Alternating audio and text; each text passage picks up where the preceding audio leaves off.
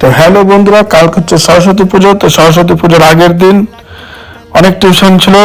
তো সরস্বতী পুজোর দিন সকাল সকাল পুজো হবে, যার কারণে সকালে বাজার করার একটুও টাইম নেই। তাই তার আগের দিন মোটামুটি বিকেল পর্যন্ত টিউশন পড়ালাম। টিউশন পড়িয়ে একবেলা ছুটি দিয়ে দিলাম। প্রায় মোটামুটি 7টে থেকে আর কোনো টিউশন পড়ায়নি। 7টার দিকে বাজার গেলাম, বাজার থেকে পুজোর যত রকমের বাজার হয় সেই বাজারটা করলাম। বাড়িতে একটু খিচুড়িও রান্না হবে, যার কারণে সেটারও কিছু ফলমূল শাকসবজি যেগুলো লাগে সেগুলো কিনলাম।